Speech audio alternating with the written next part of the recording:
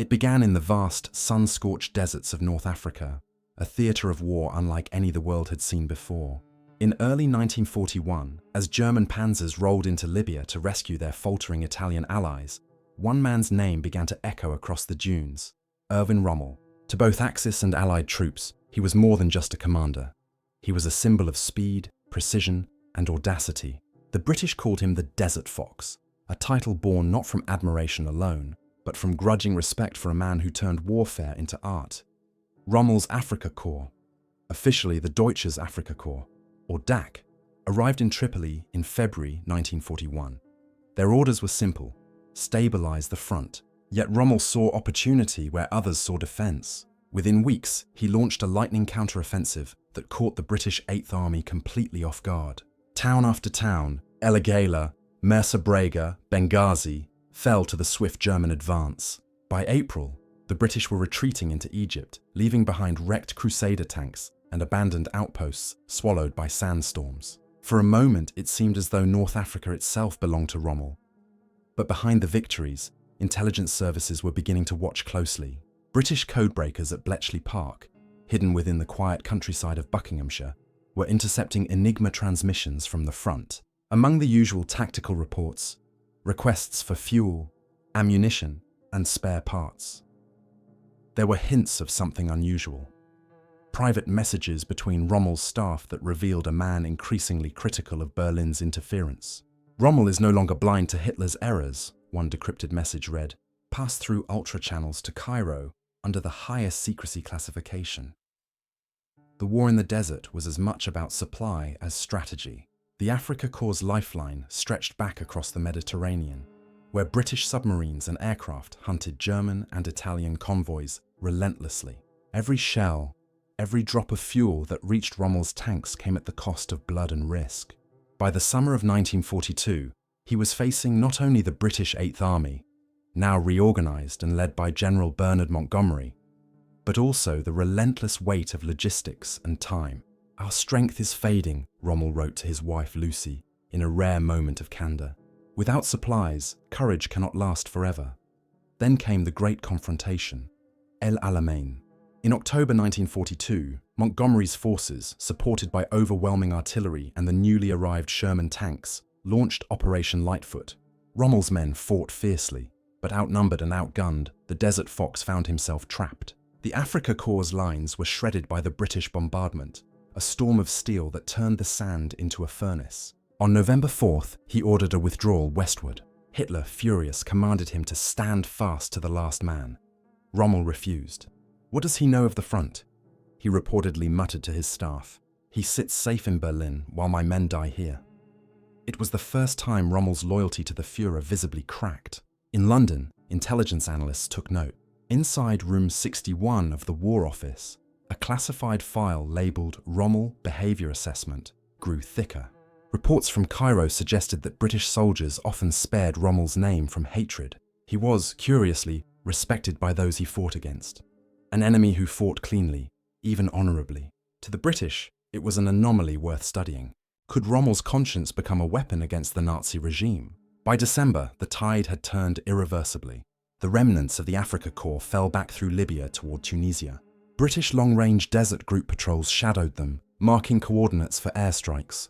Yet, amid the chaos, Rommel's communications became shorter, colder, as if he knew that the war in Africa was slipping beyond his control. Allied intercepts revealed a new tone in his messages to Berlin: cautious, evasive, and increasingly skeptical of Hitler's grand vision. When Rommel finally left Africa in March 1943, he did so reluctantly, under the pretext of illness. To his men, he was still the Desert Fox, the commander who led from the front, who shared their rations and rode in the same dust. But to those in the shadows of Allied intelligence, he was becoming something else entirely. A man of contradictions, perhaps even a potential ally in waiting. The desert fell silent after his departure. The British advanced into Tunis, and the war moved north.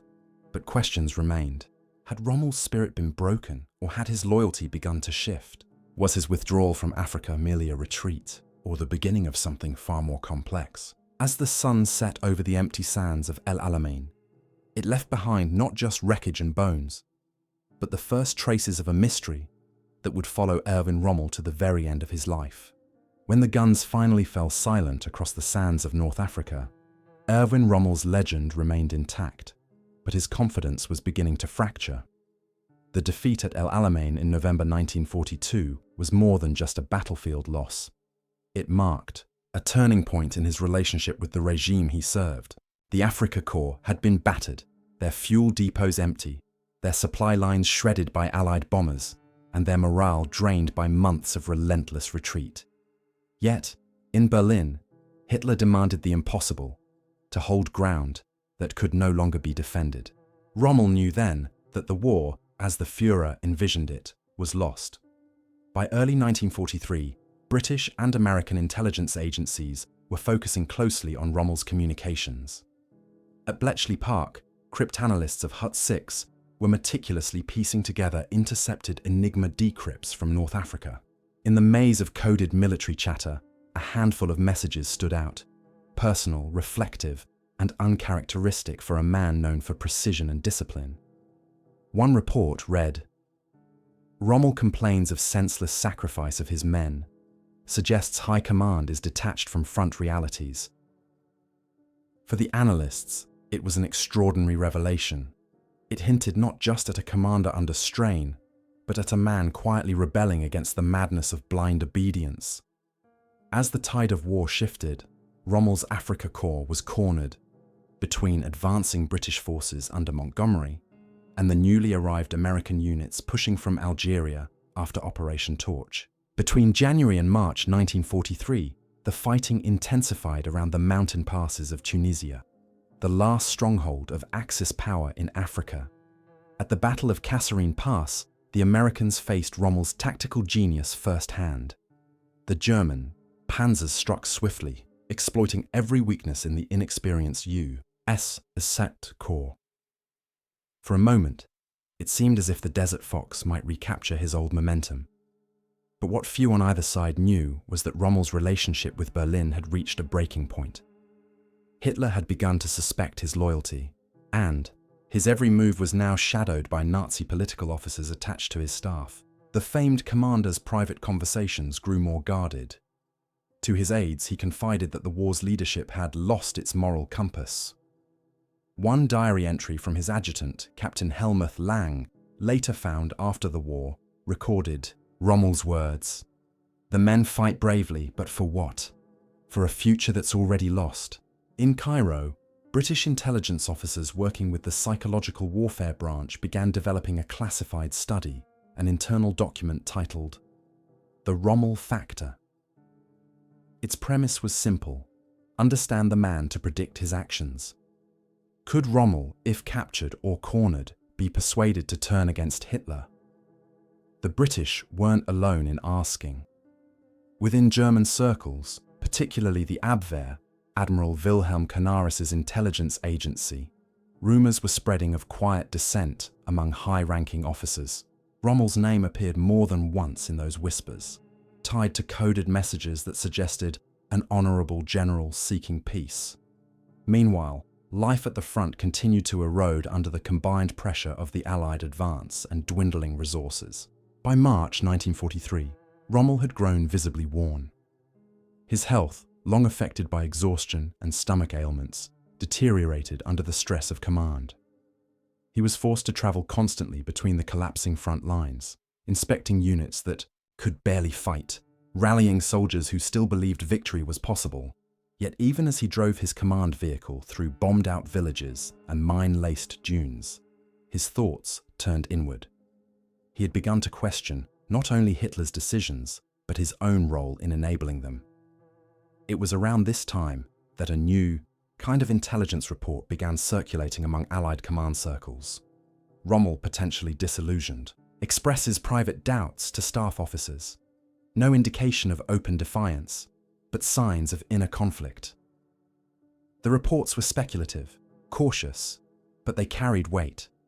To Churchill and his intelligence chiefs, a divided German high command was as valuable as any victory on the battlefield. If men like Rommel could be driven to reject Hitler, perhaps Germany could fracture from within.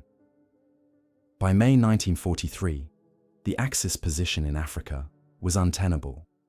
The once proud Afrika Korps, now reduced to scattered remnants, surrendered near Cape Bon.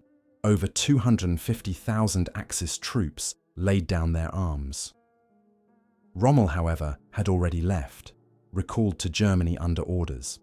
Officially, the reason was illness. Unofficially, Berlin wanted him out of Tunisia before the collapse turned into a scandal. When his aircraft took off from Tunisia for Europe, Rommel looked down over the coastline one last time. Below lay the broken remnants of his army, the men who had trusted him, fought beside him, and now faced captivity. He knew their courage deserved better than the orders he'd been forced to give. In his mind, the seeds of doubt were already sown, growing into something dangerous in a country where dissent was treason. In London, the Bletchley Park file on Rommel was quietly updated one last time. Subject in transition. Loyalty uncertain. Continue observation. The Desert Fox was returning to a homeland where victories were illusions, and where a whisper of doubt could be a death sentence. As his plane disappeared into the European horizon, one question lingered in the minds of those who studied him. On both sides of the war, would Rommel remain the loyal soldier of the Reich, or would his conscience lead him toward betrayal? In the spring of 1943, the once celebrated Desert Fox returned home to a Germany he no longer recognized. The Reich was still broadcasting triumphs, but behind the curtain, defeat hung heavy in the air. The Eastern Front bled men and machines at an impossible rate, and Allied bombers darkened the skies over the Rhineland. Rommel's return from Africa, officially due to exhaustion and illness, was greeted by fanfare, but the celebration was hollow. Within the high walls of Berlin's military hierarchy, whispers had already begun. Rommel was losing faith. To many Germans, Rommel was a hero, a man of action, not politics. Propaganda minister Joseph Goebbels had long used his image as a symbol of German invincibility, splashing his name across newsreels and radio broadcasts. But Rommel's private thoughts were far removed from the illusions of glory being painted by the party. He confided to his wife, Lucy, that the war had become senseless. In a letter later recovered by historians, he wrote, "Our people deserve truth, not fantasies. I have seen enough death to know that victory is no longer possible." The Abwehr, Germany's military intelligence service, took note. Admiral Wilhelm Canaris and his trusted officers, men already disillusioned with Hitler's reckless command, were quietly monitoring the growing unease among senior military leaders. In coded messages sent from Berlin to their outposts in Switzerland, the name Sonnenblume, or Sunflower, Rommel's old North Africa codename, began to reappear. The meaning was never fully clear. Some intelligence experts later suspected that it referred to tentative outreach through neutral intermediaries, feelers sent to explore a possible peace with the Allies should Rommel or others move against. Hitler's British intelligence also watched closely. In Bern, Switzerland, a small team of Special Operations Executive (SOE) agents operated under diplomatic cover. Their mission: to identify and, if possible, establish indirect contact with elements inside the German officer corps opposed to Hitler. Reports from late 1943 hinted that intermediaries claiming to represent senior German military authorities had reached out through Swiss intelligence channels. One name surfaced repeatedly: Rommel. Whether it was truth or rumor, the prospect electrified Allied analysts. A general of Rommel's stature defecting, or even quietly undermining the regime, could shatter German morale. Yet within Germany, such suspicions were deadly. The Gestapo's eyes were everywhere, and even the faintest scent of disloyalty could lead to a closed-door tribunal and a noose. Rommel's movements were closely monitored. Every visitor to his home in Herrlingen was recorded, every phone call noted. Still, he maintained an aura of calm. He visited wounded soldiers, toured defenses along the Atlantic Wall, and wrote memoranda urging a more defensive strategy. But to the Nazi Party loyalists embedded within his staff, his emphasis on saving lives and preserving what remains of Germany sounded alarmingly defeatist. In October 1943, Rommel was summoned to meet Hitler personally at the Wolf's Lair headquarters in East Prussia. Witnesses described the atmosphere as cold and tense. Hitler, still furious about the loss of North Africa, demanded total obedience. "Germany's will cannot break," he declared. Rommel, according to his adjutant, replied quietly, "My Führer, Will alone does not win wars. The room fell silent. It was a dangerous statement, perhaps treasonous, but Hitler let it pass. Rommel's past victories and his public image still shielded him. For now, as winter set in, Rommel's health worsened, but his mind remained sharp. He began meeting discreetly with officers known to harbor doubts about Hitler's strategy. General Hans Speidel, Colonel Klaus von Stauffenberg, and others who would later form the nucleus of the resistance. Their discussions, conducted in muted tones behind closed doors, revolved around one forbidden question: how to end the war before Germany was destroyed. Rommel, pragmatic as ever, opposed assassination, believing instead that Hitler should be arrested and brought to trial. But his association with the conspirators was enough to seal his fate. Meanwhile, in London, fragments of these developments filtered through intelligence channels. The British had no concrete proof, but intercepted Abwehr traffic from Switzerland spoke of a field marshal inclined toward peace.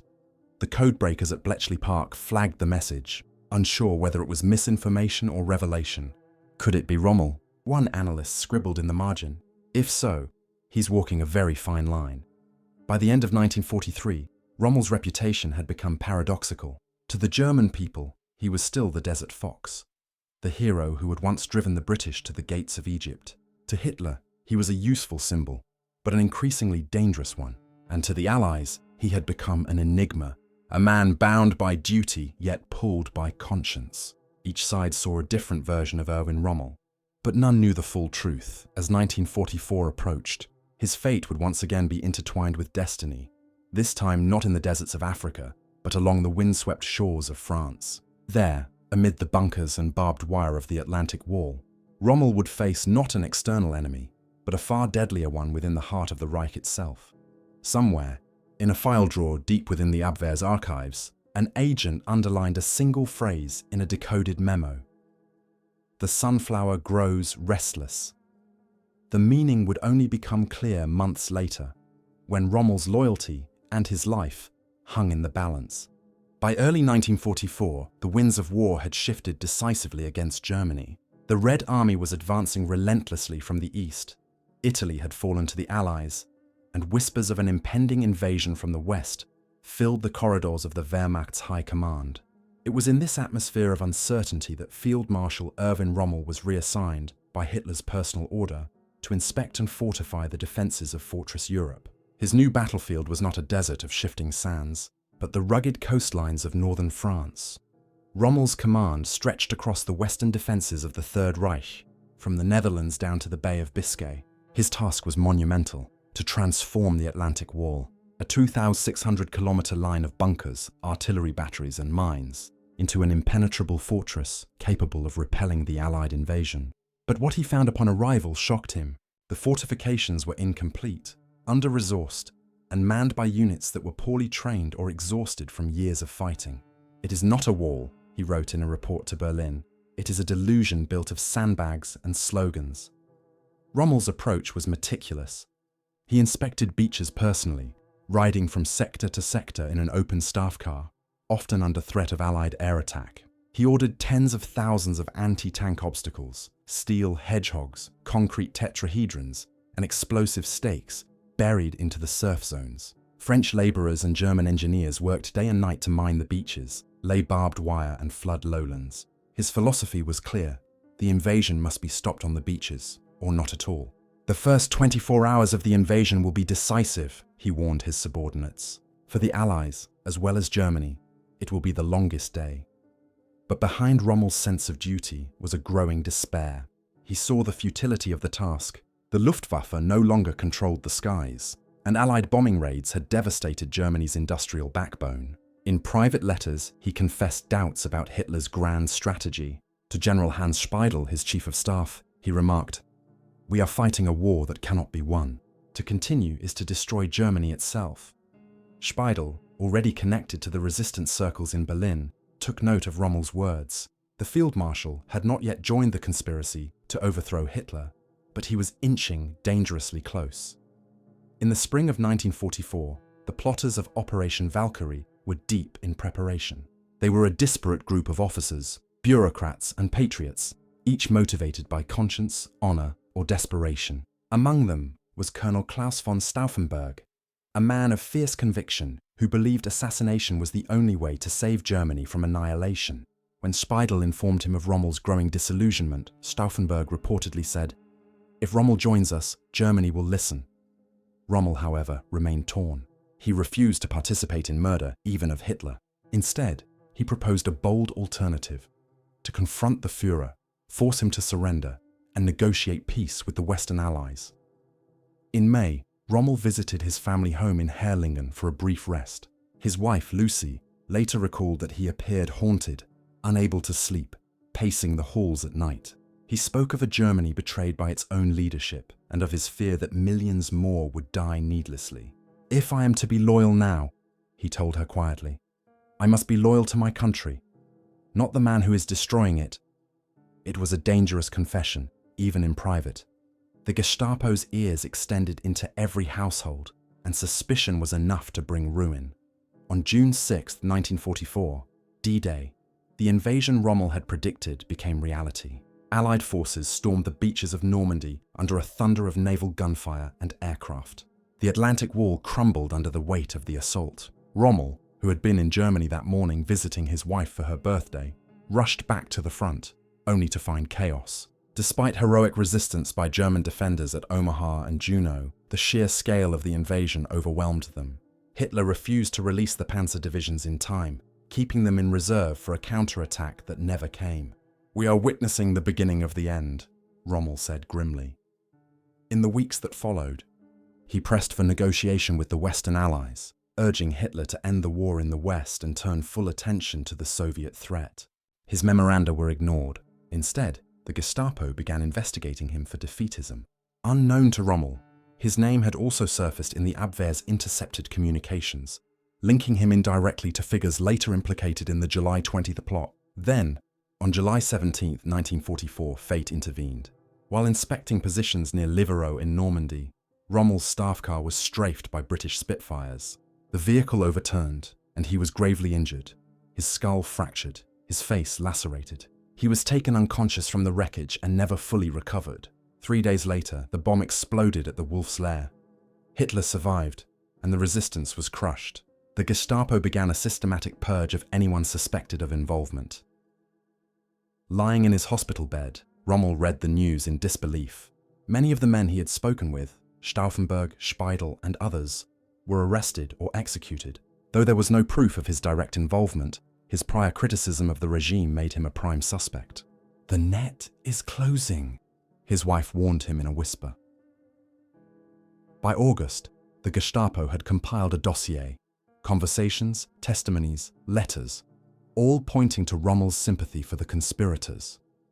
The evidence was circumstantial, but in Hitler's Germany, that was enough. The stage was set for the final act of a soldier who had once been the pride of the Reich, and was now its most dangerous traitor in the eyes of his Führer. As Rommel recovered in the quiet of Herrlingen, a black Mercedes rolled through the countryside toward his home. Inside sat 2 generals from Hitler's personal staff carrying a sealed envelope.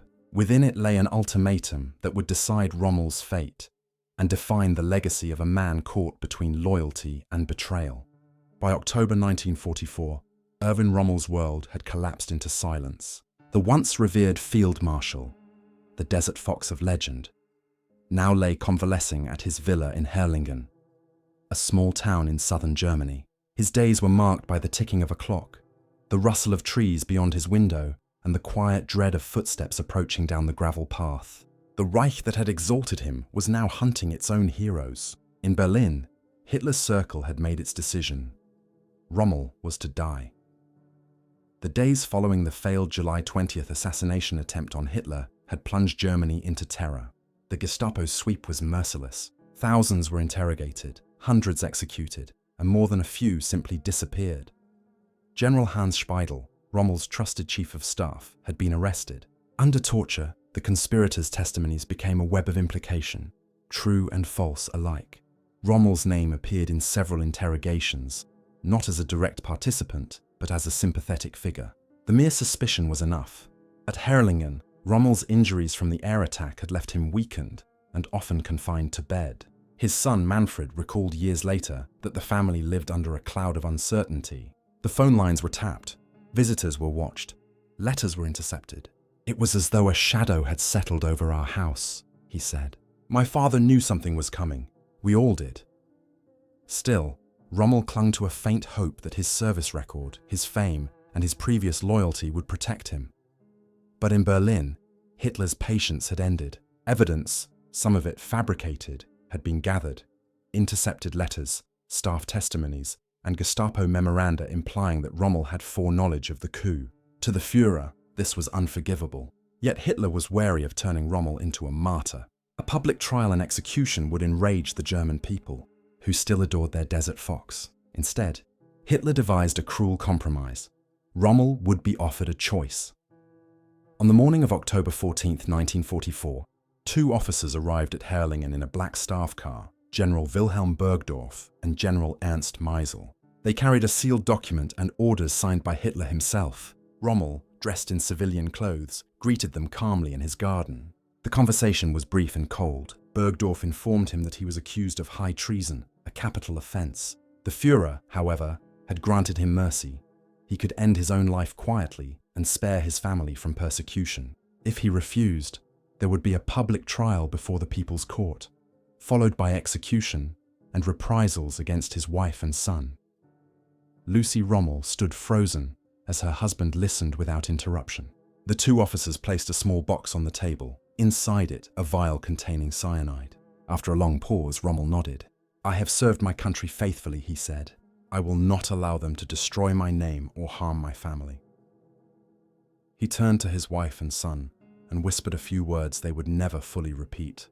Manfred remembered only his father's final embrace. Within 15 minutes, it will all be over. At approximately 12:15 p.m., Rommel stepped into the back seat of the staff car. Witnesses saw the vehicle pull away from the villa, driving slowly toward a wooded road just outside Herrlingen.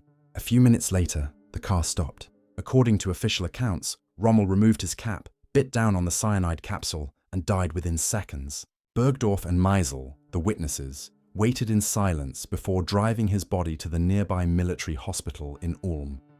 The official announcement, issued later that evening, claimed that Field Marshal Erwin Rommel had died from complications of his war wounds. Hitler sent a wreath. Goebbels ordered a state funeral. The German people mourned, unaware of the truth.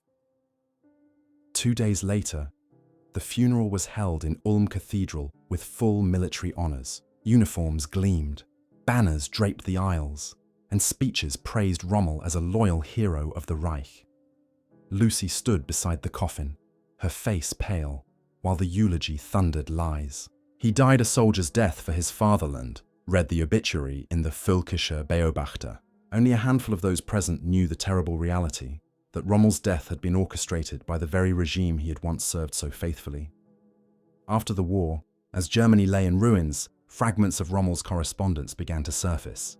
Letters to Lucy and his staff revealed a man tormented by conscience, trapped between loyalty and moral duty. One note, dated only weeks before his death, contained a haunting line. "I am guilty of one thing, believing too long that honor and obedience were the same." Allied investigators later discovered that parts of his personal papers were missing. British intelligence officers, reviewing files captured from the Gestapo and the Wehrmacht, noted unexplained references to Rommel's confessions, letters or statements supposedly taken before his death and never recovered. Whether those documents ever existed remains unknown. Some historians suggest they were destroyed by the Gestapo to erase the evidence of Hitler's deception. Others believe they were intercepted by the Allies and buried in classified archives during the post-war reconstruction. What remains are questions, echoes of a man's final thoughts, hidden behind the official narrative. As the war drew to a close and the Third Reich collapsed in fire, the story of Rommel's final day became both legend and caution. A hero turned victim, a soldier caught between duty and conscience.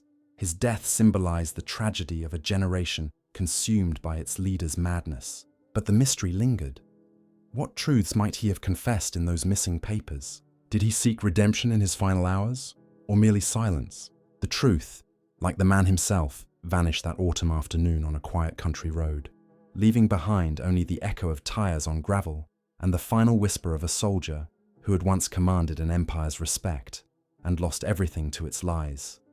When the guns finally fell silent in May 1945, Germany was in ruins, its cities reduced to rubble, its armies shattered, its leaders dead or awaiting trial at Nuremberg.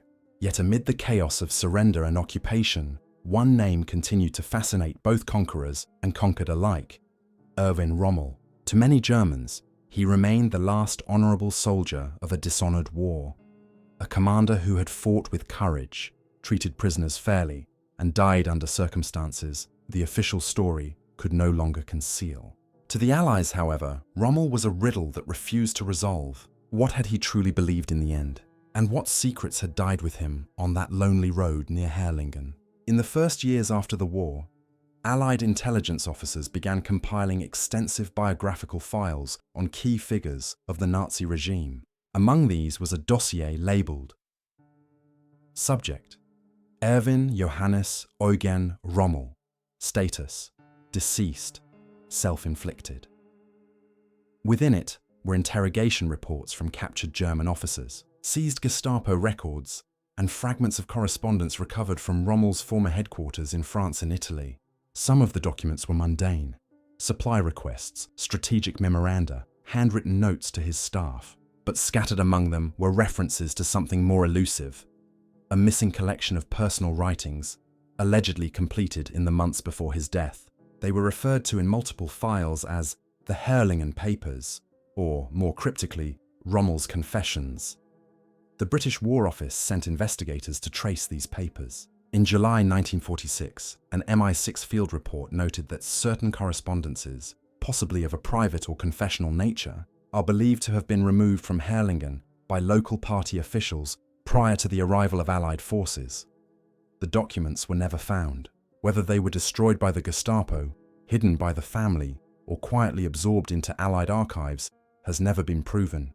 Yet the absence of evidence only deepened the fascination. What could Rommel, the man once called Hitler's favourite general, have written that required such deliberate erasure? As the years passed, post-war historians began to reconstruct Rommel's final months through the testimonies of those who had known him best.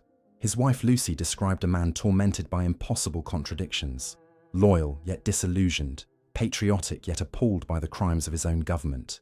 He spoke often of duty, she said in a 1950 interview, but duty to Germany, not to Hitler. Former officers of the Afrika Korps, interviewed during the British occupation, remembered their commander as a man increasingly withdrawn in 1944, haunted by the conviction that the Führer had lost his sanity. Even Allied intelligence veterans admitted a grudging respect. He was the only German general we would have willingly negotiated with, one former MI6 officer recalled. He had the conscience the regime lacked. Still, mysteries endured. Declassified ultra-intercepts from Bletchley Park, released decades later, hinted that Allied intelligence had been aware of Rommel's doubts long before the July 20th plot. One decrypted message from early 1944 referred obliquely to a senior field marshal seeking an end to the bloodshed in the West. The name was censored, but context left little doubt. The message's annotation, written in the margin by a British analyst, read simply, "Could this be Rommel?" If the Allies had known of Rommel's wavering loyalty, why had they never acted on it? Some historians argue that they feared undermining the resistance movement by exposing its contacts. Others suggest that Rommel's death, however tragic, served a purpose, transforming him into a post-war symbol of the good German, useful to both sides in the reconstruction narrative. To the British and Americans, he represented the professional soldier who rejected fanaticism. To a broken German people, he offered a figure of redemption, proof that not all who served the Reich had served its evil. In the decades that followed, Rommel's story was retold countless times, in films, biographies, and classrooms. The desert victories at Tobruk and Gazala were remembered for their tactical brilliance, his defiance at El Alamein for its nobility in defeat. Yet beneath the myth lay the unresolved enigma of his conscience. The hidden confessions, whether real or imagined, came to symbolize more than missing papers. They embodied the unanswered question of how a man could be both loyal and defiant, both servant and victim of the same regime. In 1953, during the Allied reorganization of captured German archives, a curious note surfaced in a British intelligence inventory. Unverified item. sealed correspondence related to Field Marshal Rommel. Contents classified under Section 12, Psychological Warfare Division. The entry was later struck through and marked, "Transferred, destination unknown." No such envelope was ever found again. For researchers, it was one final twist in a story already steeped in ambiguity. Today, historians still debate the full measure of Rommel's legacy.